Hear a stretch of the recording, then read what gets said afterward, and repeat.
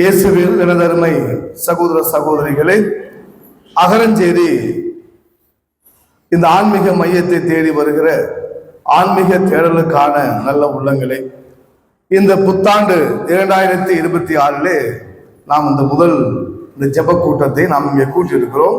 கூடி அனைவரும் ஜெபிக்க தந்தையினுடைய ஆதரவிலே ஜெபத்திலே நாம் இணைந்து ஜெபிக்க இங்கே வந்திருக்கிறோம். அன்புக்குரியவர்களே, நான் திருப்பலி புதிய ஆண்டினுடைய திருப்பலி வைப்பதற்கு ஒரு இடத்துக்கு போனேன். மறைவுரை ஆற்றுவதற்கும் எனக்கு ஒரு வாய்ப்பு கிடைத்தது. ஆனால் நிறைய குருக்கள் இருந்ததால் மறைவுரையை வேறு ஒருவருக்கு ஆற்றும்படியாய் சொல்லிவிட்டோம். திருப்பலி மட்டும் நான் ஆற்றினேன். பிறகு தீபநற்கரன் எல்லாம் திருவிருந்தெல்லாம் முடிந்த பிறகு நன்றி சொல்லவும் ஒரு சிறிய ஜெபத்தை ஏறெடுக்கவும் நான் முன் வந்த பொழுது அந்த மனிதர்களை பார்த்து, அந்த நபர்களை பார்த்து நான் கேட்டேன், புத்தாண்டு கொண்டாடுகிறீர்கள், எது புதிது என்று கேட்டேன். அதுதான் உங்ககிட்ட கேட்கலான்னு. இந்த புத்தாண்டிலே என்ன புதிது உங்களுடைய இருக்கிறது? ஏதாவது நிறைய நேரம் எடுக்குவானா இல்லையா? நான் உங்ககிட்ட கேட்டேன், 2025 முடிஞ்சு போச்சு, 2026 தொடங்கிடுச்சு.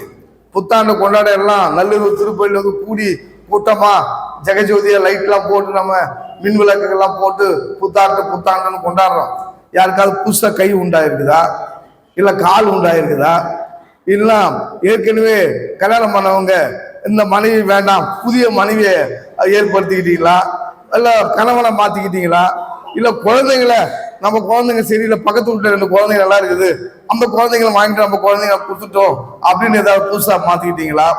அதே பழைய தெரு, அதே பழைய வீடு, அதே பழைய பெட்ரூமு, அதே பழைய கோவில், பக்கத்துல பங்குசாமி இருந்தார், அவருக்காக அதே பழைய பங்குசாமியார் அப்படின்னு எல்லாரும் சிரித்தார்கள் நாவி போடு. அப்போ ஒருத்தர் 2 பேரு முணுமுணுத்தாருங்க. நான் சொன்னேன், ஒருவேளை இந்த புதிய ஆண்டில் புத்தாடை அணிந்திருக்கிறீர்கள் இல்லையா, புது ட்ரெஸ், இது வந்து இன்னைக்குதான் போட்டிருக்கோம், புதுசா ஒரு ஆடை போட்டு இருக்கிறோம், அது இந்த ஆண்டுக்குரியது, அதை நான் வரவேற்கிறேன், ஏற்றுக்கொள்கிறேன், அது புதியது. இதை விட வேற என்ன புதிதா இருக்குது? அதே பழைய வாழ்க்கை, பழைய தெரு, பழைய வீடு, பழைய குடும்பம், பழைய இல்லம் வாழ்க்கை. நாளைக்கு காலையில் போய் அதே முகங்களோடு, அதே நபர்களோடு, அதே உறவுகளோடு வாழ போறோம். என்ன புதுசா இந்த 2026 வந்துச்சு என்று கேட்டு எல்லாருக்கும் யாருக்கும் பதில் சொல்ல தெரியல. உங்களுக்கு அது பதில் சொல்ல முடியாது இல்லையா? அதான உண்மை. அதே இதுதான் இந்த அகரஞ்சேரியில நம்மனா 2025 வடக்கு தெற்கா இருந்துச்சு மண்டபம், இப்ப கிழக்கு தெற்கா மாறி போச்சு. அதே மாதிரிதான் இருக்கும். ஆனால் ஒன்றை நாம் புதிதாக உருவாக்கி கொள்ள முடியும். என்னது? மனதை. Super, price the lord, hallelujah, very good. மனதை மாற்ற முடியும். நேற்று இருந்த நான் இன்றைக்கு இல்லை, நேற்று இருந்த மனநிலையில் நான் இன்றைக்கு வாழவில்லை, நேற்று வாழ்ந்தவன் நான் இன்றைக்கு இல்லை. அந்த மாதிரி நம்முடைய மனதை புதிதாக மாற்றிக்கொள்ள முடியும். ஒருவேளை நேற்று நோய்வாய்ப்பட்டிருந்தேன், நற்சுகத்தோடு நீ வாழ முடியும். நேற்று வரை கடன் பட்டிருந்தேன், இன்றைக்கு கடன் இல்லாமல் வாழ முடியும்.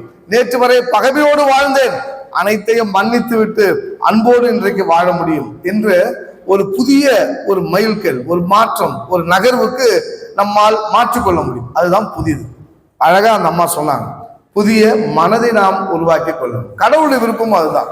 எனவே பாவிகள் எல்லாம் செத்து மடிய வேண்டும், அழித்து விட வேண்டும், ஒவ்வொரு பாவிகளா ஏரியா விட்டு அழித்து விட வேண்டும், எனவே புதிய வாழ்க்கை வாழ வேண்டும் என்றெல்லாம் கடவுள் விரும்பவில்லை. மாறாக பாவிகள் மனம் மாற வேண்டும் என்றுதான் கடவுள் விரும்புகிறார்.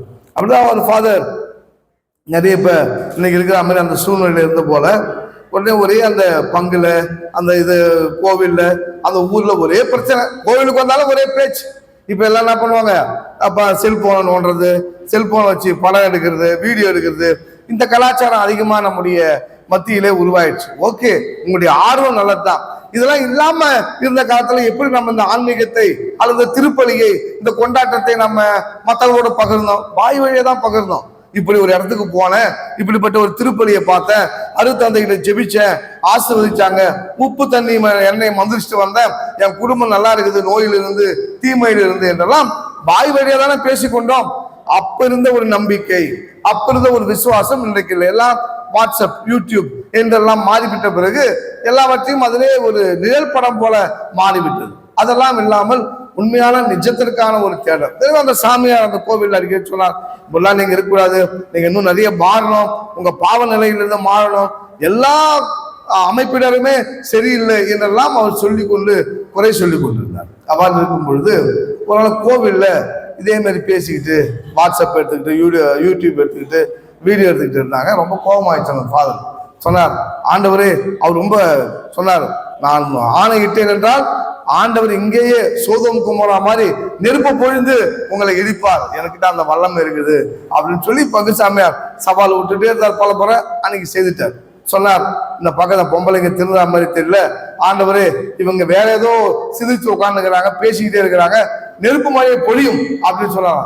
ஆச்சரியம் பாருங்க, கூரை திறந்து நெருப்பு மழையே பொழிச்சான். உடனே அந்த பக்கத்துல எல்லாம் அமைதியாயிட்டாங்க. அப்புறம் இந்த பக்கம் பார்த்தா பேசினே இருந்தாங்களாம் இந்த சைடுல இருக்கிறவங்க. உடனே கடவுள் அந்த சாமியார் சொன்னாரா, ஆண்டவர் இவங்க திருந்துட்டாங்க, இவங்க திருந்தல, இங்க கொஞ்சம் நெருப்பு மழையை பொய்யும் அப்படின்னா அங்க பார்த்தா அங்க நெருப்பு மழை அப்படியே கூரை திறந்து பொழிச்சான். அப்புறம் பார்த்தா அந்த பக்கம் ஆண்கள் எல்லாம் பேசிட்டு இருந்தாங்க. சரி, ஆண்கள் எல்லாம் பேசணும், அங்கெல்லாம் இன்னும் அவங்க மாறல, இன்னும் பூசையில உட்காந்துன்னு செல்போன் நோண்டுக்கிறாங்க, எனவே அவங்கள மாத்தோம், அவங்களுக்கு நல்ல ஒரு பாடம் கத்தும். அங்க நெருப்பு மழை போயிடுச்சு. அப்புறம் பார்த்தா வாலிப பசங்க அவங்க அந்த மாதிரி பேசிக்கிட்டு விளையாடிட்டு சிரிச்சுட்டு இருந்தாங்க. ஆண்டவரே அங்கேயும் நெருப்பு மழை பொழியும் அப்படின்னு சொன்ன உடனே உபதேசர் சொன்னாரா, ஃபாதர் நெருப்புலாம் தீர்ந்து போச்சு. ஆக ஃபாதருடைய ஏற்பாடு பண்ணி எல்லாம் செய்த உபதேசர் சொன்னாரா, நெருப்புலாம் தீர்ந்து போச்சு அப்படின்னு. எனவே இப்படிப்பட்ட சூழ்நிலை எதுக்கு சொல்றேன் அப்படின்னா, பயமுறுத்தி ஒரு மனமாற்றத்தை அல்ல, மாறாக உள்ளார்ந்த மனமார்ந்த ஒரு மனமாற்றம் ஒவ்வொருவரும் அதை ஏற்படுத்திக் கொள்ள வேண்டும். எனவே புதிய ஆண்டிலே அதைதான் கடவுள் நம்மிடம் எதிர்பார்க்கிறார். எனவே புதுசா நம்ம என்ன கொண்டு வர முடியும்? ஒண்ணும் கிடையாது. அதே உடல், அதே கை கால், அதே உடை, அதே இருக்கை எல்லாம் இருக்கிற பொழுது ஒன்றை மட்டும் அம்மா சொன்ன மாதிரி மாற்றிக்கொள்ள முடியும். அதுதான் நானும் சொல்ல விரும்பிய கருத்து. நம்முடைய மனதை மாற்றிக்கொள்ள முடியும், நம்முடைய எண்ணத்தை மாற்றிக்கொள்ள முடியும், நம்முடைய வாழ்வை திசை திருப்பி கொள்ள முடியும், நம்முடைய போக்கை மாற்றிக்கொள்ள முடியும். இது அயோக்கியத்தனமானது, அது விலகிடும். இது சரியில்லாத ஒன்று என்றால் அது விலகி விட வேண்டும். இப்படிப்பட்ட நட்பு நல்லதில்லை என்று சொன்னால் அந்த நட்பை முறித்து கொள்ள வேண்டும், அதுதான் நல்லது. எனவே நம்புறோம், எத்தனை விதமான உறவுகள் நட்புகள்லாம் இருக்குது, அந்த நட்புல இருந்து நம்ம விலகி விட வேண்டும். அதுதான் உண்மையான மனமாற்றம். அந்த மனமாற்றத்தை தான் கடவுள் நம்மிடம் எதிர்பார்க்கிறார். நிறைய இன்னைக்கு ஏமாற்றுகிற உலகத்திலே நாம் இருக்கிறோம். ஆனால் நம்பிக்கை உள்ள உலகம் இன்றைக்கு இல்லாமல் போய்விட்டது தான் சொல்லுவேன். நம்பிக்கை உலகத்திலே குறைந்து கொண்டே இருக்கிறது. நல்ல நண்பர்கள், நல்ல உறவு, நல்ல தாய் தகப்பன், நல்ல பிள்ளை, நல்ல சமூகம் என்ற இந்த நிலைகள் இன்றைக்கு ஒரு கேள்விக்குறியாகவே இருக்கிறது. அதற்கு நல்ல நிறைய உதாரணங்களை நாம விவிலியத்தில் சொல்லலாம். கடவுளை எப்படி நம்பினார்கள், கடவுள் எப்படி சொன்னதெல்லாம் ஆணையிட்டதெல்லாம் அவர்கள் ஏற்றுக்கொண்டார்கள் என்பதைதான் நாம பார்க்கலாம். தொடக்க நூல் 12ஆம் அதிகாரம் 1-2 வசனத்தை அப்படி கூட வாசிக்கலாம், 3 வரைக்கும் கூட வாசிக்கலாம். எனவே தொடக்க நூல் 12, 1, 2, 3 வாசிங்க.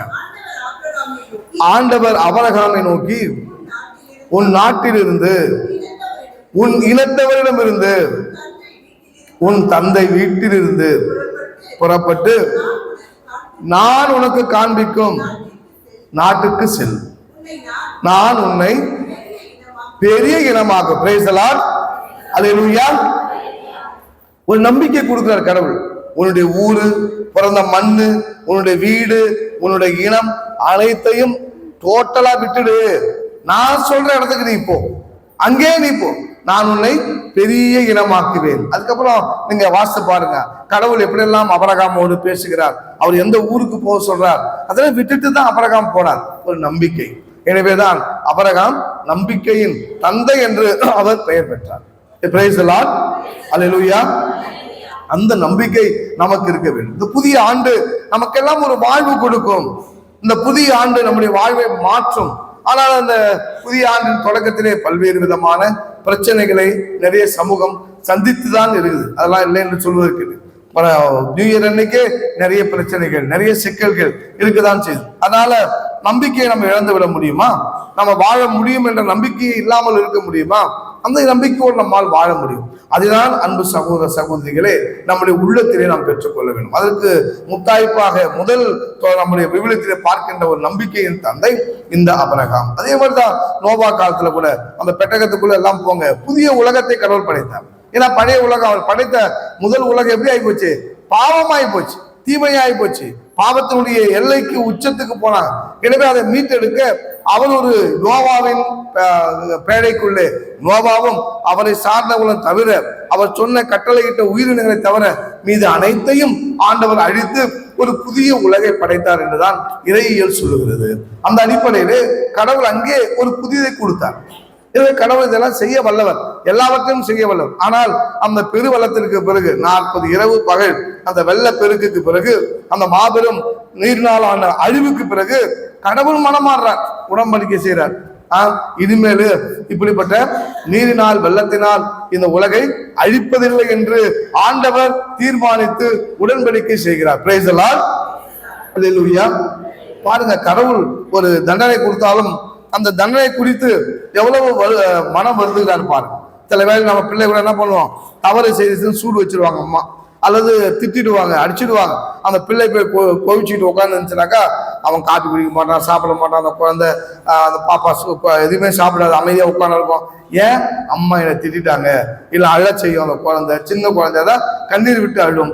அதெல்லாம் பார்க்கும்போது தாய்க்கு என்ன ஆகும், மறுபடியும் அந்த குழந்தை மேல ஒரு அன்பு வரும், ஒரு பாசம் வரும். அந்த குழந்தையை தூக்கி அரவணைத்து ஓகே நல்லது தானே சொன்னோம் அப்படின்னு ஏதாவது ஒரு வார்த்தைகளை சொல்லி அவளை அந்த குழந்தையை கொஞ்சும் பொழுது அந்த குழந்தை சரியாகி விடுகிறது.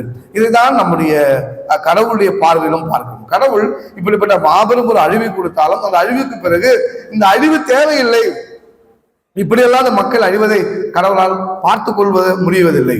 எனவேதான் ஆண்டவர் ஒரு புதிய ஒரு உலகத்தை படைக்கும் பொழுது கூட அவர் ஒரு புதிய உடன்படிக்கையை செய்கிறார். இயேசுவில் அன்பானவர்களே, இப்படியாக நிறைய நம்முடைய விவிலியத்தில் கூட பார்த்து கொண்டே போலாம். கடவுள் ஒவ்வொரு சூழ்நிலையிலும் புதிய புதிய வாழ்வை, புதிய சூழலை மக்கள் வாழ்வதற்காக கொடுத்து கொண்டே இருக்கிறார். அந்த மீட்பினுடைய வரலாற்றிலே அந்ததான் நம்ம இந்த மீட்பின் வரலாற்றில் ஆழமாக பார்க்கிறோம். இயேசு ஆண்டவர் கூட பார்வையற்றவன், ஊனமுற்றவன், வாழ்க்கையை வாழ முடியாதவன், இறந்து போனவன், எல்லாருக்கும் ஒரு புதிய வாழ்வு கொடுக்கிறார். அந்த நைன் நகர பெண்ணுக்கு ஒரு வாழ்வு கொடுக்கிறார். அதே போல 100 தலைவனுடைய மகனுக்கு ஒரு வாழ்வை கொடுக்கிறார். சாவிலிருந்து ஒரு இறப்பிலிருந்து ஒரு வாழ்வை மீட்டு கொடுக்கிறார். இப்படியெல்லாம் ஆண்டவர் செய்வதை நம்மால் பார்க்க முடிகிறது. அவர்களெல்லாம் எதிர்பார்க்காத ஒன்று, இதெல்லாம் நமக்கு கிடைக்கும். ஆனால் அவர்களுடைய நம்பிக்கை பெரிய, அதுதான் ஆண்டவர் பாராட்டுகிறார். எனவே இந்த இப்படிப்பட்ட ஒரு விசுவாசத்தை இஸ்ரேல் மக்களிடம் பார்த்ததில்லை என்ற ஒரு பார்வையை அவர் பார்க்கிறார். எப்பொழுது வாய்ப்பு கிடைக்கிறதோ, எப்பொழுது சூழல் அமைகிறதோ, நம்முடைய வாழ்வை நாம் மாற்றிக்கொள்ள வேண்டும். வாழ்வை மாற்றாமல் நம்ம அப்படியே இருந்தோம்னா எதுவுமே புதிதாக இருக்காது. புதிய ஆண்டு நமக்கு புதிதாக இருக்காது. புத்தாடை நமக்கு மகிழ்ச்சி கொடுக்காது. புதிய ஒரு நகர்வுகள் அல்லது இல்லம் கட்டுதல், ஒரு வாழ்வு எதுவாக இருந்தாலும் அது ஒரு புதிய ஒரு சூழலை உருவாக்காது என்பதுதான் உண்மை. இதெல்லாம் நம்ம உள்ளத்திலே கொண்டு புதிது என்று சொல்கிற பொழுது புதிய இதயம், புதிய மனம், புதிய எண்ணம், புதிய சிந்தனை, புதிய வாழ்வு, இதை நோக்கிய ஒரு பயணத்தை நாம் எப்பொழுதும் மாற்றிக்கொண்டு அல்லது புதிதாக உருவாக்கி கொண்டு செல்லலாமே என்பதை தான் உங்களிடம் ஆழமாக வலியுறுத்தி சொல்ல விரும்புகிறேன். எனவே மாற்றம் என்பது கடவுள் கொடுக்கிற ஒரு வாய்ப்பு. அந்த மாற்றத்தை நாம் பயன்படுத்தி புதிதாக, புதிய மனிதனாக, புதிய எண்ணத்தோடு நம்மை மாற்றிக்கொள்வதுதான் சரி. எனவே நம்ம அடுத்த ஒரு கேரக்டர் பார்ப்போம். எனக்கு ரொம்ப பிடிச்சமான ஒரு கேரக்டர் பவுலடிகளார். அவர் என்ன செய்றார்? ஒரு விஷயத்திற்கு எதிர்ப்பாக இருக்கிறார். ஒரு விஷயத்தை தீர்த்து கட்டிவிட வேண்டும் என்று நினைக்கிறார். ஒரு விஷயத்தை அழிக்க வேண்டும் என்று நினைக்கிறார். அந்த சித்தாந்தமே இருக்கக்கூடாது, இது என்ன புதிய சித்தாந்தம் என்றெல்லாம் அவர் கங்கணம் கட்டி கொண்டிருக்கிறார். அது வேறு ஒன்றும் இல்லை, கிறிஸ்தவம், கிறிஸ்துவ பற்றிய விசுவாசம், தொடக்க கால மக்களிடம் இருந்த நம்பிக்கை, உயிர்த்த கிறிஸ்துவின் மீது கொண்ட நம்பிக்கை. அதை தான் இந்த பவுலடிகளார் ஒழித்து கட்டிவிட வேண்டும், அழித்தே தீர்த்து விட வேண்டும் என்று அவர் நினைக்கிறார். திருத்துதல் பணி 9ஆம் அதிகாரம் 5வது வார்த்தையில பார்த்தோம் என்றால், அவர் தமஸ்குக்கு இவ்வாறு இந்த இத்தகைய விசுவாசம் கொண்ட மக்களை தீர்த்து கட்டவும், சிறைப்பிடிக்கவும், அல்லது அவர்களுக்கு தண்டனை கொடுத்து அவர்களுக்கு துன்பத்தை வரவழைக்கவும் உத்தரவு வாங்கிட்டு போறார், ஆர்டரோடு போறார். அப்படி போல செல்லும் பொழுதுதான் கடவுள் அவர் வழியிலே குறுக்கிடுகிறார். ஆண்டவரே நீர் யார் என்று கேட்டார். திருத்துதல் பணி 9:5. ஆண்டவரே நீர் யார்? அவர் அந்த குதிரை மீது இருந்து ஒரு பேர் ஒளி உருவாக அதிலே அவர் மயங்கி கீழே விழுந்து, ஆண்டவரே நீர் யார் என்று கேட்கிறார். அப்பொழுது ஆண்டவர் சொல்ல பதில், நீ துன்புறுத்தும் இயேசு நான். கலாத்தியர் 2:20 எடுங்க. அப்படியே இந்த மனிதன் எப்படியெல்லாம் மனம் மாறி இருக்கிறார், எப்படியெல்லாம் தன்னை மாற்றி கொண்டிருக்கிறார். அதுக்கப்புறம் தன்னை மாற்றிக்கொண்ட பிறகு, தன்னுடைய எண்ணங்கள் சிந்தனைகள் எல்லாம் மாறிவிட்ட பிறகு அவர் சொன்ன வார்த்தை என்ன? அதான் முக்கியம். இனி வாழ்கிறவன் நான் அல்ல, எங்கள் கிறிஸ்துவே வாழ்கிறார். பிரைஸ் தி லார்ட், அல்லேலூயா. யோசித்து பாருங்க, இனி வாழ்கிறவன் நான் அல்ல, டோட்டல் கேரக்டரே மாறி போச்சு. அவர் சொல்றார், பவுல் என்ற ஒருவன் இனி இல்லை. எவ்வளவு பெரிய வார்த்தை! அம்மா சொல்ல முடியுமா? ஆரிக்கு மேரி என்ற ஒருவன் நான் இனி இல்லை, அந்தோனிசாமி என்கின்ற ஒரு மனிதன் இனி இல்லை, லூர்து சேவி என்கிற ஒரு மனிதன் இல்லை, என்னில் கிறிஸ்து தான் இருக்கிறார், கிறிஸ்துவனுடைய குணங்களும் பண்புகளும் தான் இருக்கிறது என்று நம்மால் சொல்லிவிட முடியுமா? எல்லாம் அழகா தான் நம்ம உட்கார்ந்து கேட்கிறோம், இந்த நற்செய்தி எல்லாம், ஆண்டவருடைய வார்த்தையெல்லாம் சிந்திக்கிறோம், வாழ்கிறோம். ஆனால் வீட்டுக்கு போன பிறகு, அந்த வீதிக்கு போன பிறகு அதே பழைய வீதி, பழைய வீடு, பழைய சூழல், பக்கத்து அக்கத்து எதிர் வீடு எல்லாமே பழையது. அவளோடு பழைய எண்ணம், பழைய வாழ்வு, பழைய சச்சரவு, பழைய சிந்தனைகள், பழைய எண்ணங்கள் இதான் மாறி இருக்குதா? எதுவுமே மாறுவது.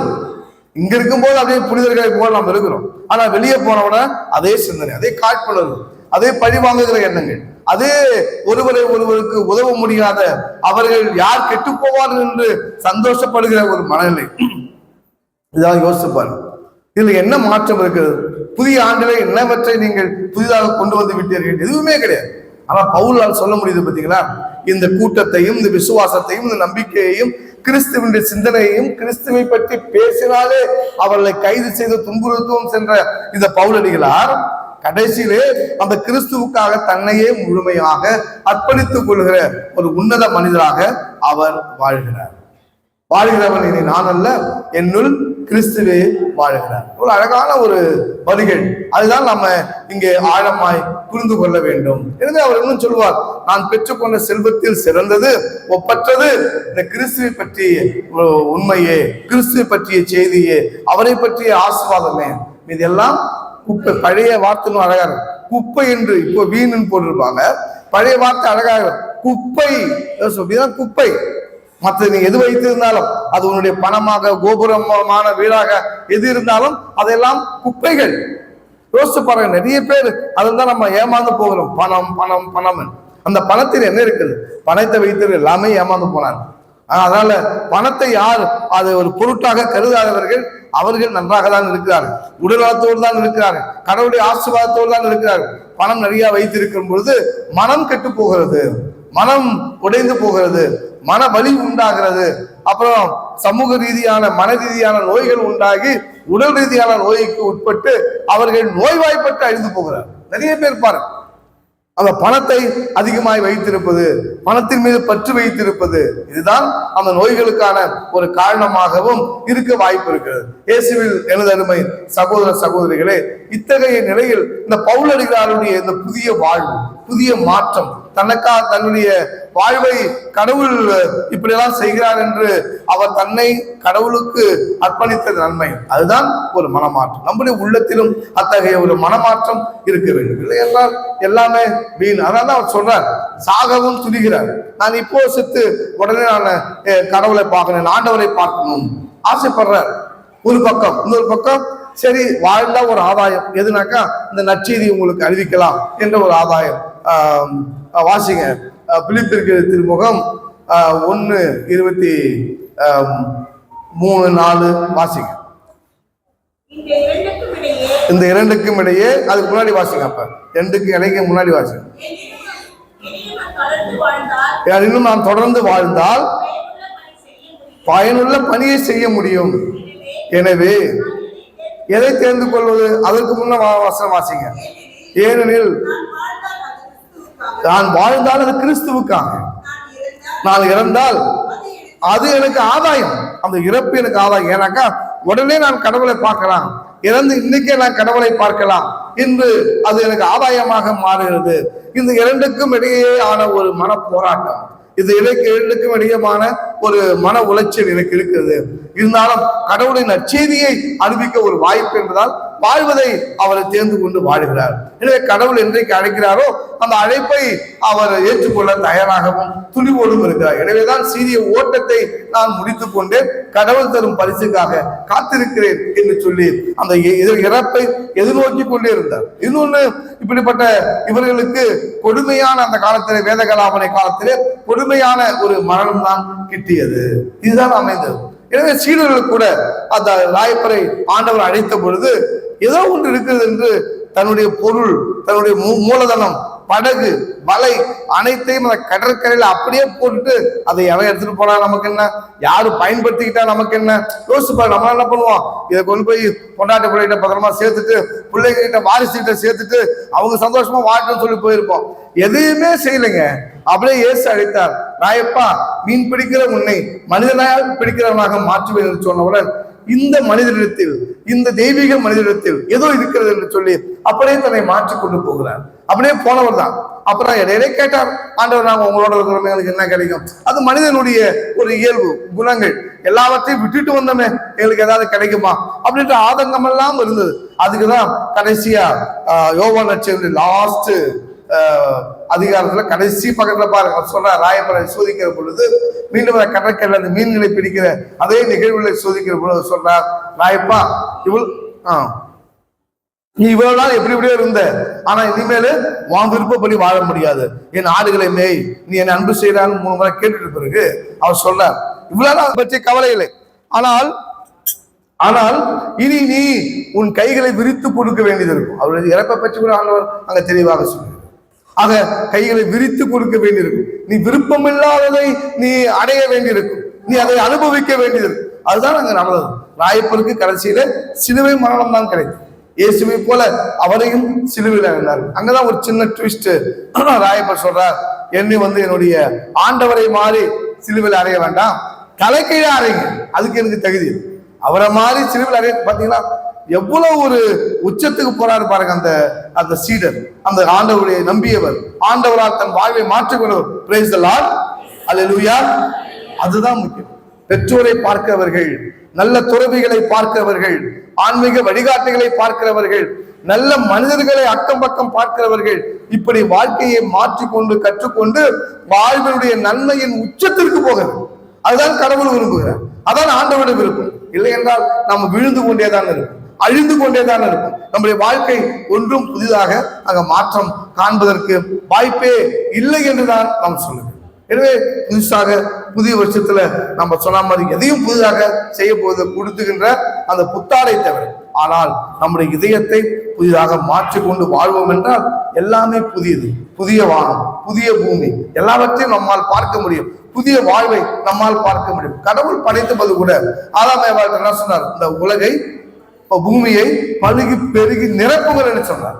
மனுஷன் என்ன செய்தான், அவர் என்ன சொன்னாரோ அவருக்கு நேர்மாறியா அவர் சொன்னது, தன்னுடைய நல்ல படைப்புகளை, தன்னுடைய நல்ல வாழ்வை, தன்னுடைய படைப்புகளை நீங்கள் உருவாக்கி கொண்டே இருக்க வேண்டும். அதை செய்ய நன்மைகளை, நல்ல வாழ்வை நீங்கள் பழுகு பெருக வேண்டும் என்று சொன்ன பொழுது சொல்றேன் இல்லையா, பல்லாண்டு வாழ்க நீடூழி வாழ்கன்னு ஒரு பிறந்த நாள்ல, ஒரு கல்யாணத்து நாள்ல வாழ்த்தணும்னா அவன் போய் 10 இடத்துல திருடுறதுக்கும், 10 இடத்துல கேவலமான வேலைகளை செய்யறதுக்கும், பாவ செயலை செய்யறதுக்கும் அர்த்தம் அது. ஆதாம் ஏவாள் அதான் செய்தாங்க, கடவுளுக்கு எதிராக போறாங்க, அவருடைய சந்ததிகள் அதான் செய்தாங்க. எனவே காயன் அதான் செய்தான், ஆபேலுக்கு துரோகம் செய்தான், பிறகு அவருடைய சந்ததிகள் அதான் செய்தாங்க. அதுதான் கடவுள் மிகவும் வருத்தப்படுகிறார். அதை நம்ம சொல்ல பாருங்க, இந்த மனிதர்களை ஏன் படைத்தோம். எவ்வளவு பாத்தீங்கன்னா மனவருத்த சொல்றோம் இல்லையா, கல்லை பெற்றாலும் பெற்றிருக்கலாம், ஒரு கழுதையை பெற்றிருக்கலாம், அப்படி பிள்ளையை பார்த்து எத்தனோ தாய் சொல்ற மாதிரி கடவுள் சொல்றார், ஏன் இந்த மனிதர்களை படைத்தோம் என்று கடவுள் பெரும் துயருக்கு, பெரும் வேதனைக்கு ஆளாக. தொடக்க நூல் 6ஆம் அதிகாரம் 6ஆம் வசனம் வாசிங்க. மண்ணுலகில் மனிதரை உருவாக்கியதற்காக ஆண்டவர் மனம் வருந்தினார், அவரது உள்ளம் துயரம் அடைந்தது. வருத்தப்பட்டது மட்டும் இல்ல, துயரம் அடைந்தது. அப்படியே இதயத்தை கசக்கி பிடிவது போல வலியோடு அவர் இந்த வார்த்தை சொல்ல, ஏன்டா படைச்சோம் அப்படி யோசித்து பாருங்க. அப்ப எவ்வளவு வேதனையை இந்த மனிதன் உருவாக்கி இருப்பான். இது அல்ல கடவுளுடைய எண்ணம். பழுகி பெருகுதல் என்பது இதுவல்ல. நன்மைகளும் வாழ்வும் கடவுளுடைய நற்செய்தியும் கடவுளுக்கான அன்பையும் உறவையும் பழுகி பெருகி கொண்டே இருக்க வேண்டும் என்றுதான் கடவுள் விரும்பினார்.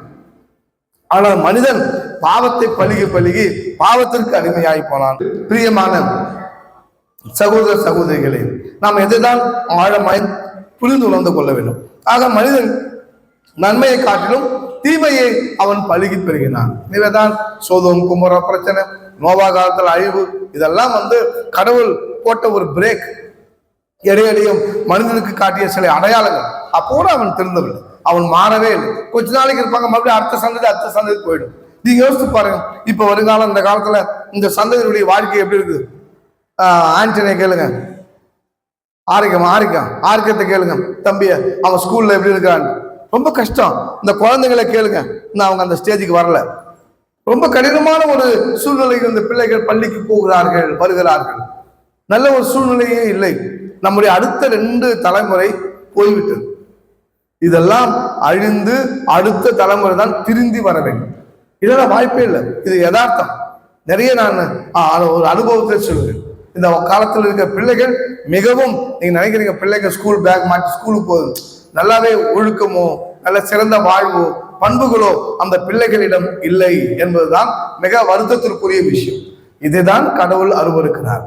இப்படிப்பட்ட செயலை செய்யும் பொழுது புதிய ஒரு வாழ்வை, புதிய சிந்தனையை, புதிய வானத்தை, புதிய பூமியை, புதிய சூழலை நம்மால் பார்க்கவே முடியாது. ஆனால் இது ஒரு புதிய சூழல், பாவ சூழல். அதுதான் ஆதாம் ஏவாள், காயின் ஆபேல், அவருடைய சந்ததிகள் தொடர்ந்த சூழல். அது இன்றைக்கு தொடர்கிறதோ என்ற ஒரு எண்ணங்கள் எல்லாம் இன்றைக்கு உள்ளத்தில் இருக்கிறது. ஆக இந்த ஜபக்கூடத்திற்கு ஒரு நாள் அமர்ந்து இந்த உணவை உண்டுவிட்டு செல்வதால் ஒரு மாற்றம் விடாது. உள்ளார்ந்த உள்ளத்து மாற்றம், உள்ளத்து புதுப்பித்தல் நமக்கு மிக முக்கியம். அந்த புதுப்பித்தல் எப்படி இருக்க முடியும் என்றால் நம்முடைய சிந்தனை, எண்ணங்கள் எல்லாம் மாற்றிக்கொள்ள வேண்டும். ஓகே, ஒரு நாள் நேற்று வரை எப்படி இருந்தீங்களோ இன்னைக்கு மாறுங்க, இந்த நேரத்துல மாறுங்க.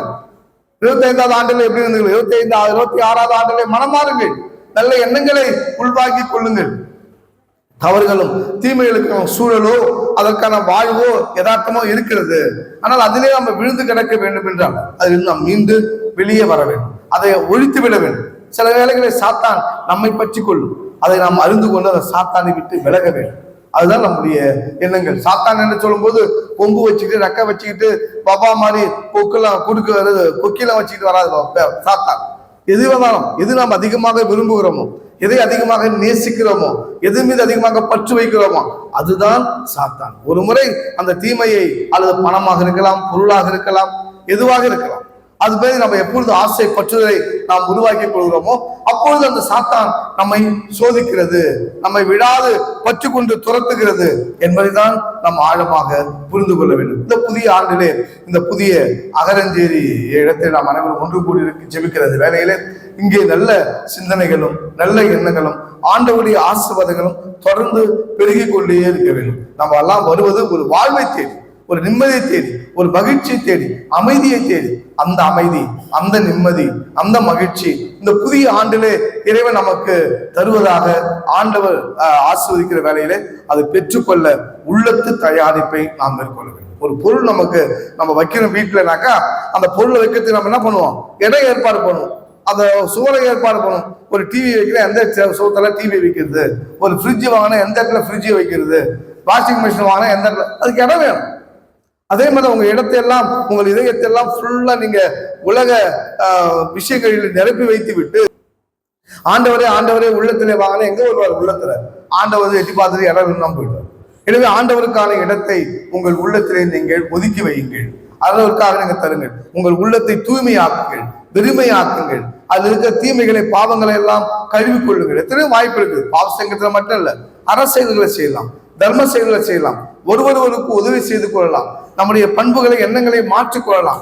ஒருவர் மீது இருக்கிற காழ்ப்புணர்வு, நம்ம நிறைய வேலைகள்ல நாம் ஒருவர் மீது வைத்திருக்கிற எண்ணம், நாம் மற்ற நமக்காக பிற நம்ம என்ன சொல்றாங்க பாருங்க, அவாபடி வாம்படி அவாபடி, இதுதான் நம்முடைய உள்ளத்தில் நிறைய இருக்கு. அதுவும் இந்த பகுதியில் வாழ்ற மக்களுக்கு இத்தகைய எண்ணங்கள் நிறைய இருக்கு.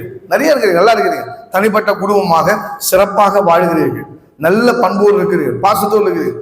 ஆனா இன்னொரு குடும்பம் பார்க்கும்போது அந்த பகைமை வெளிப்படுகிறது. ஒரு குடும்பத்தை பார்க்கும்போது இன்னொரு குடும்பத்திற்கு காழ்ப்புணர்வா இருக்குது. அது இருக்கக்கூடாது. அது உங்களுக்கு தான் ஆபத்து, உங்களுக்கு தான் தீமை. எனவே இதெல்லாம் தூக்கி தூரம் போடுங்க. எல்லாரையும் அன்பு செய்யுங்க. ரொம்ப நெருங்கி பழகி ஒட்டி உறவாடி நகையும் சதையும் போல் இல்லாவிட்டாலும் நல்ல அன்புறவு, நல்லா இருக்கிறீங்களா, வாழ்த்தி கொள்ள, நல்ல சந்தோஷமா இருக்கிறீங்களா, உடல்நலம் எப்படி இருக்குது, அப்படி கேட்கக்கூடிய மனநிலையாவது நம்மிடம் இருக்க வேண்டும். அது கூட நம்ம கிட்ட இல்லைனாக்கா ரொம்ப கஷ்டம். தவறான எண்ணங்களை மற்றவர் மீது யாரோ சொன்னதை வைத்துக் கொண்டு நம்ம வாழக்கூடாது. நீயாக அந்த நபரை அணுகி பாருங்கள். இந்த விஷயங்கள் குடும்பங்கள்ல நிறைய இருக்குது. அதாவது அண்ணன் தம்பி இருக்காங்க இல்லையா, அக்கா சகோதரிகள், உடன் பிறந்த சகோதரிகள், உடன் பிறந்த சகோதரர்கள், இவர்கள் மத்தியிலே அதிகமாக நான் இருப்பதை பார்க்கிறேன்.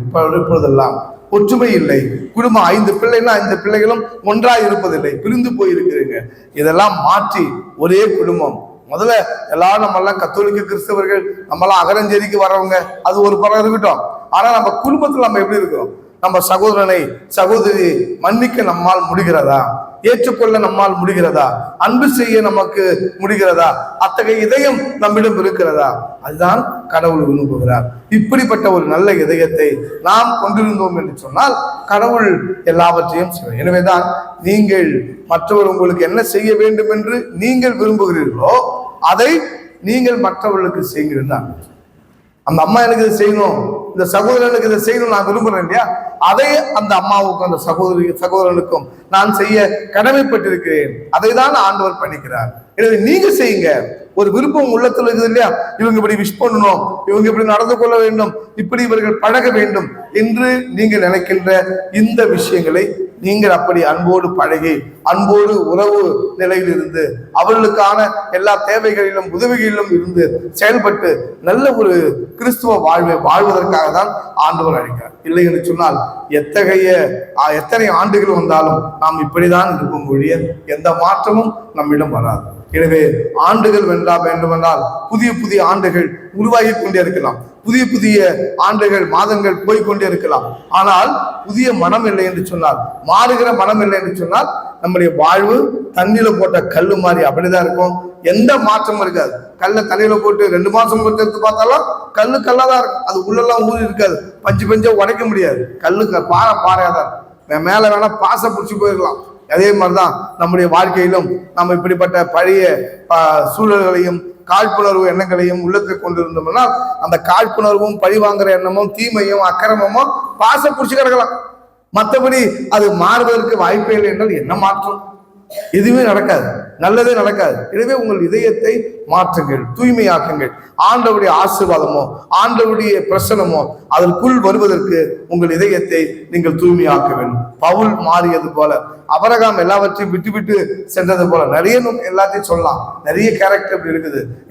பழையதுல ஒன்றும் புதியதுல ஒன்றும் ஒரு கேரக்டர் நான் சொல்ல விரும்பினேன். அதுதான் நாங்கள் எடுத்து காட்டினேன். அதே போல நாமும் இந்த புதிய ஆண்டு 2026 நமக்கு வாழ்வு கொடுக்கும், நலன்களை கொடுக்கும், புதிய விஷயங்களை செய்ய இந்த புதிய ஆண்டு வழிவகுக்கும், நல்ல பாதையை நமக்கு செம்மைப்படுத்தி கொடுக்கும், நோயிலிருந்து நமக்கு விடுதலை கொடுக்கும், கடன் தொல்லையிலிருந்து நமக்கு விடுதலை கொடுக்கும், நம்முடைய பிள்ளைகளுக்கு நல்ல வரன், நல்ல திருமணம் அமையும், குழந்தைகளே பாக்கியமே இல்லாதவர்களுக்கு குழந்தை பாக்கியத்தை கடவுள் கொடுப்பார் என்றெல்லாம் நீங்கள் இந்த ஆண்டிலே புதிதாக ஏற்படுத்திக் கொள்ள இதையெல்லாம் எதிர்பார்த்திருக்கிற அந்த வேளையில் கடவுள் ஆண்டவர் இயேசு வழியாக நம்முடைய இந்த ஆன்மீக ஜபத்தின் வழியாக விசுவாசத்தின் வழியாக நாம் வேண்டுகிற எல்லா நலன்களையும் எல்லா கொடைகளையும் எல்லா ஆசீர்வாதங்களையும் இந்த புதிய ஆண்டில் தர வல்லவராக இருப்பாராக.